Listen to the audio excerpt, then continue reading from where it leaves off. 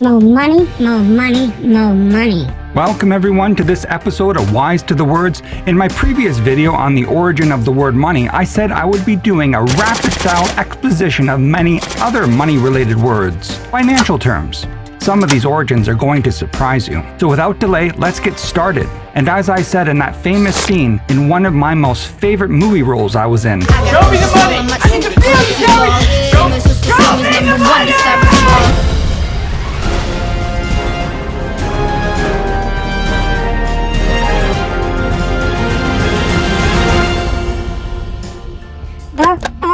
Buck, banana. Why is money, especially the US dollar, called bucks?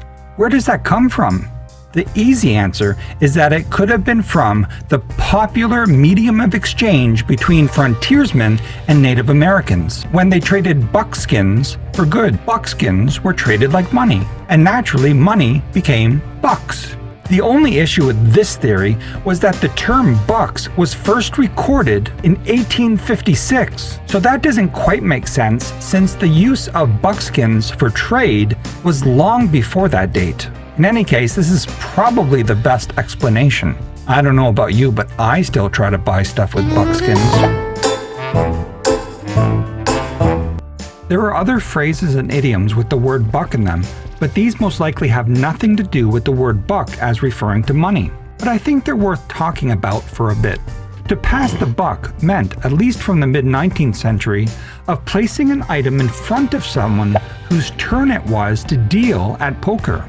The buck referred to here is most likely the handle of a buckhorn knife. You would pass the buck to the next dealer, and thus to pass the buck was to shift responsibility for something onto someone else. It was their problem. And this is why the US President Harry Truman had this motto on his desk: "The buck stops here." He, as president, had ultimate responsibility and blame. The English word coin has had many spellings throughout its history. The word is from the Latin cuneus, meaning wedge. The die for stamping metal coins at a mint was wedge-shaped, and thus the product of the stamping became known as coins. Coin is also a verb, such as to coin a phrase. This means to fabricate or invent a word or an idiom, much like a coin is fabricated at the mint. Ready? Go. Ha! You lose, America. Meatball.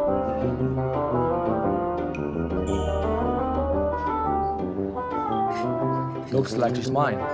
Cash basically means money box. This word was borrowed from the French case, or the Italian casa, or the Latin capsa.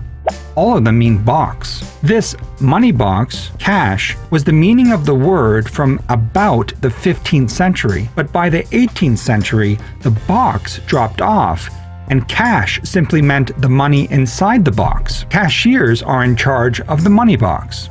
Cheque, or check, has a very interesting etymology and origin. You see, it goes all the way back to Persia centuries ago.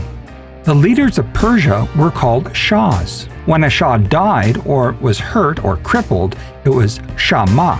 Shah went into the vulgar Latin as scacus, then into the French as escheque, and this word went into English as chess. Now in chess, the most important piece is the king. So chess was the game of the king. The whole point of the game is to kill the king. Shah-ma, checkmate. After the Norman conquest of England and under Norman reign, French culture and French words became permeated all through England. The royalty and nobility all spoke French. King Henry II, who spoke French himself, adopted the method of accounting of his revenue and managing his finances on a board that looked very much like a chessboard. It was called the exchequer. By the way, King Henry II was the king played by the great actor Peter O'Toole in that classic movie about St. Thomas of Canterbury called Becket. It's a good one. Check it out. In the game of chess, when you put the king in checkmate, the king's movement is limited. You have to get out of check or the game is over. When there are no more safe moves to go, the king is in checkmate or shah-ma. This is the original meaning of the word check. It stops someone or something from doing whatever it wants to do. It limits them to what is allowed, to stop them from doing something wrong. So that is why the government needs checks and balances to keep it in line. As regards finance, England set up the office of the Chancellor of the Exchequer to control the finances of England, as well as the clerk of the check at the shipyard to check fraud. Just think of all the other English words with the word check in them. Hockey players get body checked. In the old days, hats got checked at the hat check. We have checkpoints. We have doctor checkups. We check out of the grocery store. We check out of hotels. Now this is a man from the Czech Republic. Now this kind of check has nothing to do with the other kind of check, but this is his wife, his checkmate. Welcome everyone to my YouTube channel. My name is Sean. Everyone has heard of the phrase word to the wise, but this channel is called Wise to the Words, where in every video I'll examine an interesting word, phrase, idiom in the English language and delve deep into its origin, etymology, history, and meaning, and other tidbits and tangents along the way. Tidbits and tangents, so you can be wise to the words. These videos are meant to be informative and entertaining, but also lighthearted and sometimes downright goofy. So if these types of videos interest you, please like and subscribe. Credit and debit. The use of the terms credit and debit in financial transactions goes back to Venice, Italy in the 15th century. That is, the 1400s. It was a method used for accounting by the Venetian merchants of the time, but the system was basically established by the mathematician and Franciscan friar Luca Pacioli. He has been called the father of accounting. He wrote a monumental and hugely influential book called the Summa in 1494, in which he summarized all the known realms of mathematics at the time, including his whole system of bookkeeping using debits and credits. This system of his that he documented is known as the double entry bookkeeping system, a system still followed by accountants today. His book became like the textbook for teaching many subjects: art, mathematics, economics, etc. Even Leonardo Da Vinci had a close professional relationship with Luca Pacioli. Basically, every term in Pacioli's system was based on trust. Debit came from the Latin debere, which means binding to owe, basically what you are bound to pay back. These were debitum, that which was due. And now we have debits and debt. Our word debt most likely comes from the French word dette, but then the B was inserted to bring it closer to debitum. And credit basically comes from the Latin credere, which means to believe, to be sure of the truth of. Then what is believed becomes creditum. Credit is basically money that is entrusted in faith to you for your use. The word dollar is a holy word. Well, not exactly, but it can be traced back to the name of a saint in traditional Christianity. And this person is Saint Joachim, the father of Mary, who was the mother of Jesus. There was a tiny mining town in Bohemia in the 1500s, named after Saint Joachim. The town was called Sankt Joachimsthal.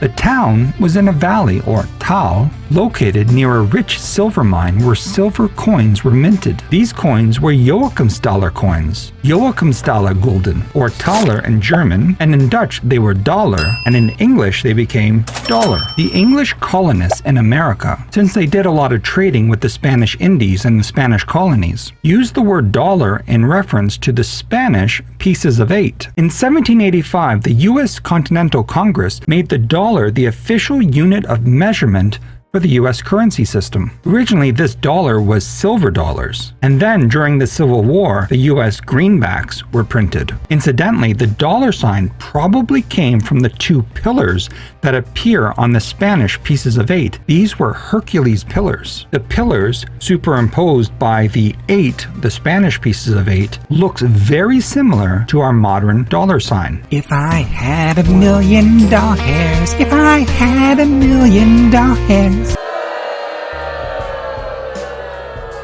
Dime's root comes from the Latin word decimus, which means 1/10. In Old French, this was disme, but eventually they dropped the S and it became dime. By the way, the word decimate's original meaning was to destroy by 1/10.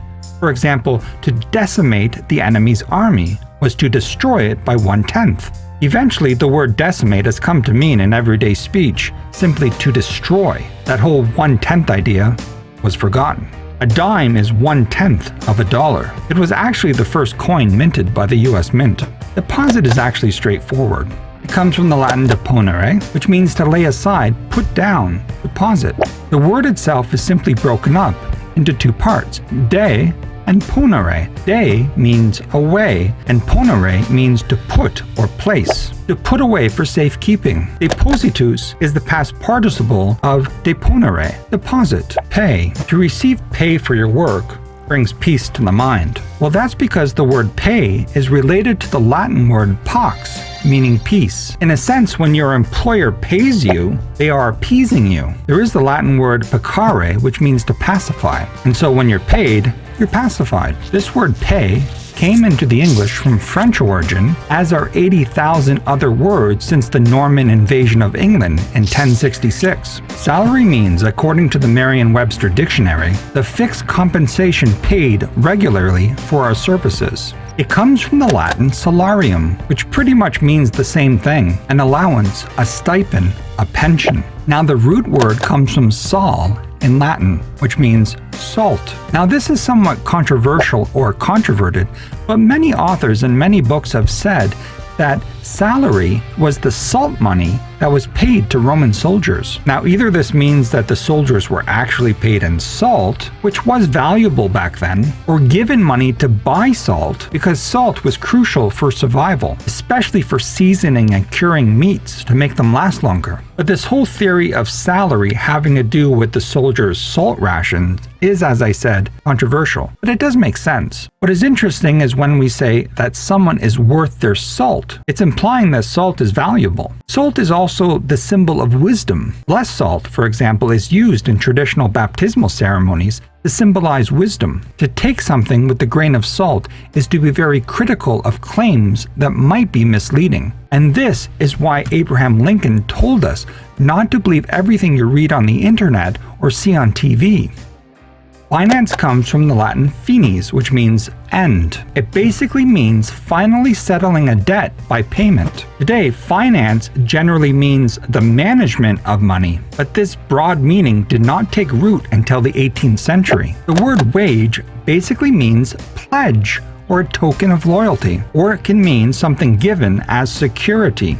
Again, this word came from the French after the Norman conquest of England. Wage is more the Germanic pronunciation, but the same word pronounced by the French back then had more of the G sound, gauge. So wage represents, between the employer and the employee, their contractual relationship. Wage, pay, and salary all have their origin from the French after the Norman conquest. The French were the elites, the conquerors, and at that time they were the employers, so naturally their term stuck for anything relating to finances. And finally and fittingly, we have the word mortgage.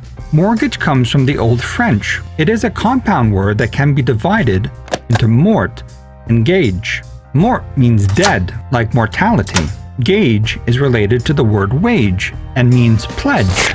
So mortgage is literally the death pledge. According to Sir Edward Coke, the eminent jurist back in Elizabethan times, explained that mortgage was the debt pledge because it wasn't certain that the mortgager would ever be able to pay off the debt. Wow, that's crazy.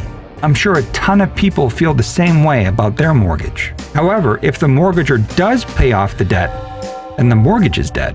And there you have it, folks, a bunch of money-related words and their origins. If you've enjoyed this video and want more like it, then please like this video and subscribe to my channel. Somewhere in this video, a mini-me pops up with a word stamped on my big forehead. Comment down below what word that was. See you next time, and now you're wise to the words. That's a good night. That's a good night.